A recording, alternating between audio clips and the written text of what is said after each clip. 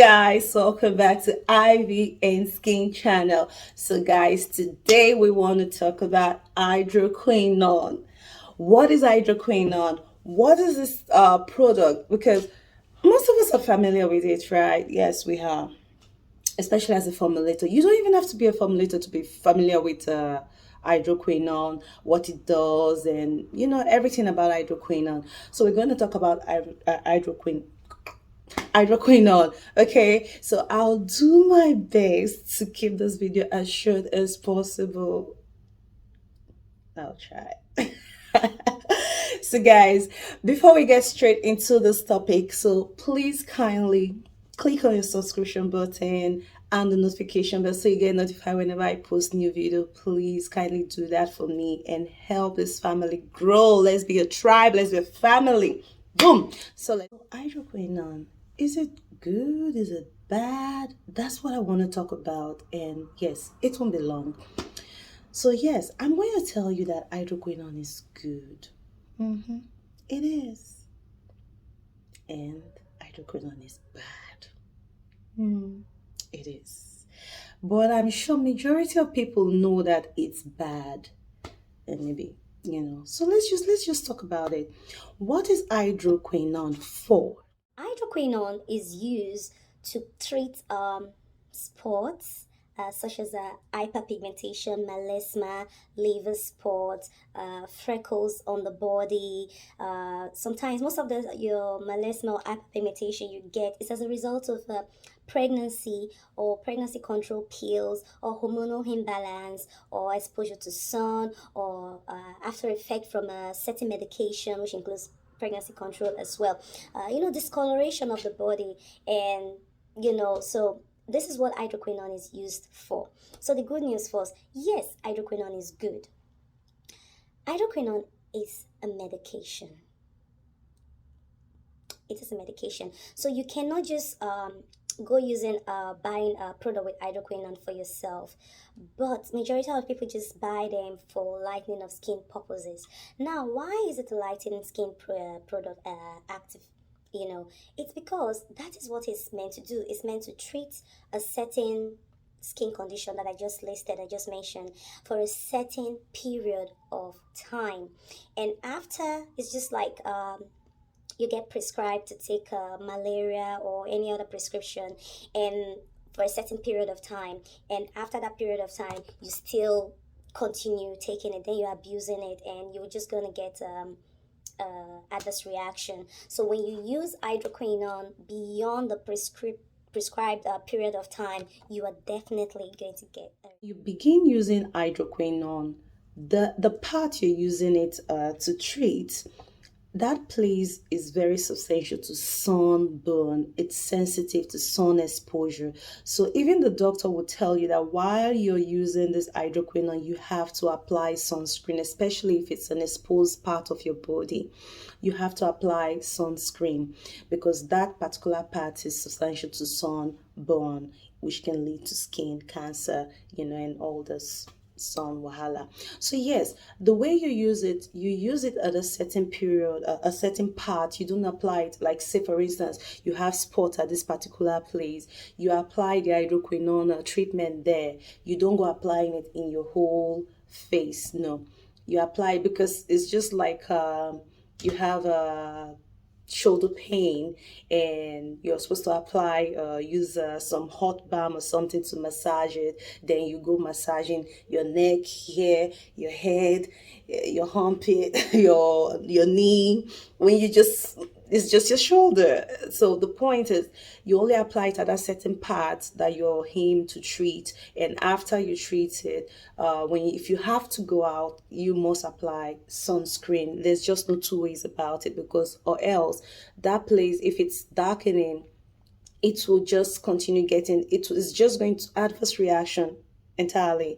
So you're treating melasma hyperpigmentation and you're going under the sun without protection, you're going to redarken. It's even going to get worse than before, and then you say whatever you're being treated, the prescribed is not working, and you don't want that. It will just further damage your skin, like worse than before. Yeah. Must the doctor prescribe hydroquinone? It's because they when I say doctor, it's not just any doctor, dermatologist or skin specialist like me. If I prescribe hydroquinone for you, I have to make carry out a skin test to check the extent of the damage and check to see if it's at the epidermis or the dermis, the first skin layer, the second skin layer, to see how deep the pigmented hyperpigmentation is. Then when I see that, I know how long you need the hydroquinone treatment for.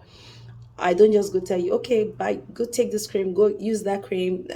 No, it's like me telling you to take stomach tablet for waist pain or headache.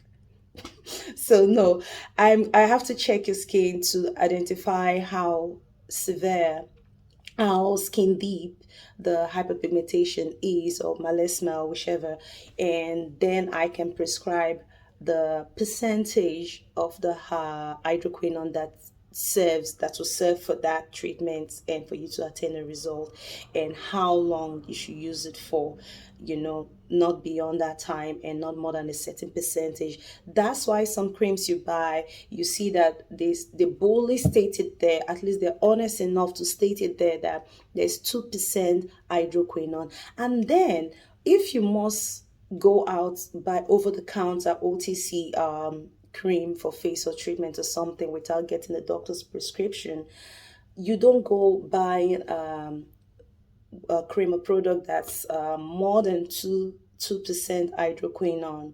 Okay, that's like the, will I say, authorized percentage worldwide. Worldwide, is it worldwide? Yeah, but that is like the legal.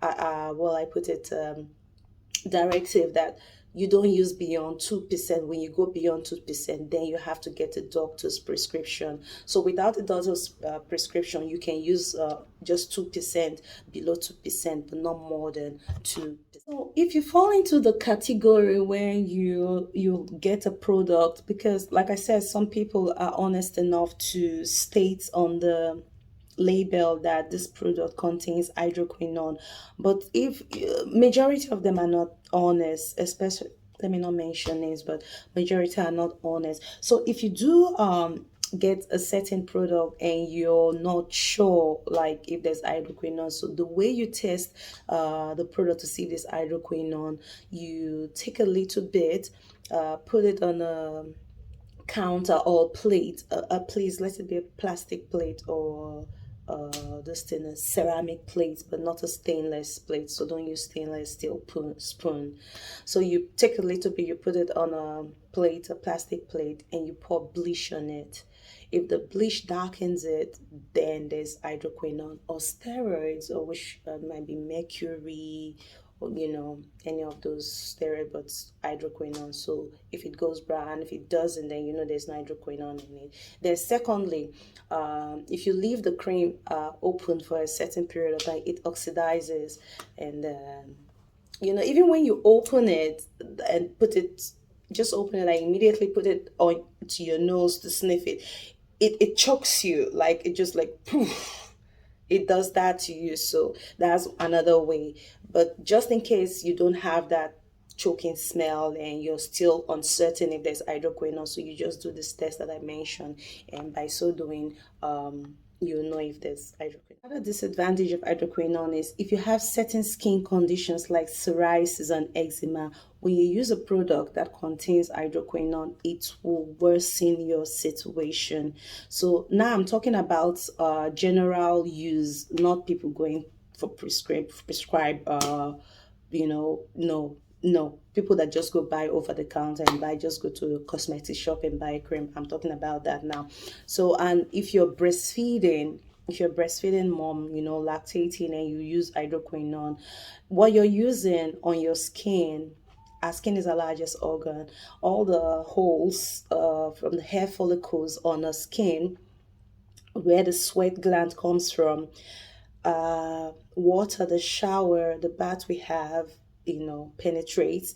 The cream we apply, I mean, why? It does, it penetrates. That's why he works. That's why your skin lightens, because enters. So if you're a lactating mother and you use hydroquinone, your baby will eat hydroquinone, unfortunately. And that could result in giving your child, causing various ailments for your child that I can't even begin to say. One of them could be asthma, they could have breathing problem, which is related to asthma. So just stay. So if you're not sure, but that's why I mentioned, if you're not sure about a certain products and you fall into the category of a nursing mother, carry out a test on that. If you like the product or it works for your friend looks good in it, and you want to try it out too. Overall, I would suggest that as a lactating mother, stay away from any lightening cream, because whether we like it or not, there are various chemicals in them. If it's not hydroquinone, it's mercury. If it's not mercury, there's different ones. Some of them that are underlying health issues. So best just stay away from lightening creams as a nursing mother. That's the bad side of hydroquinone. But like I said, this hydroquinone is good and it's bad. So if you've been watching me and you're listening to me, you can filter what I just said, or let me just spell it out again. Hydroquinone is good. Hydroquinone is bad. It depends. It depends. So you decide. If you have melasma, hyperpigmentation, it's used to treat such skin conditions. And yes, doctors will actually prescribe it for it. That's why it's not banned. Okay, it's banned, but then you have to get prescription for it. But in a country where that ban is not being, implemented or practiced, you do yourself this good. You help yourself, carry out your test, be sure of the product you're using. And the longest time, like well, I said, the max you can use hydroquinone product for is 2 weeks. After 2 weeks, if you have a skin condition that you got a prescription for, even your doctor will tell you, your skin doctor or dermatologist will tell you that do not use it for more than 2 weeks. And if you still have that problem after 2 weeks, please go back to your doctor and they will recommend something else. So this is the bad category it falls into. Not for pregnant, especially pregnant mothers as well. Not just lactating mothers, pregnant mothers as well. So pregnant mothers, lactating mothers, people with skin issues of psoriasis, eczema, sensitive skin. The list goes on, but it could even cause you it causes thinning of the skin. If you use it longer than 2 weeks for overall lightening, it will thin your skin, it will cause you green veins, redness, make your skin to be more susceptible to sunburn. So this is the bad side of hydroquinone. Now, another good side I must tell you about is that when you using it for the purpose of lightening your skin, um, you want to start a journey of lightening your skin, you can use hydroquinone not beyond 2%, okay? But if it's beyond 2%, please do not use it for more than 2 weeks. You can use it as a start for your lightening journey for just 2 weeks. And after 2 weeks, please stop using it, then go to something healthier and expensive. Whether it's expensive enough, as long as it's healthier and much more better for your skin. So you carry out this test to test your product. That way you know if there's hydroquinone in them.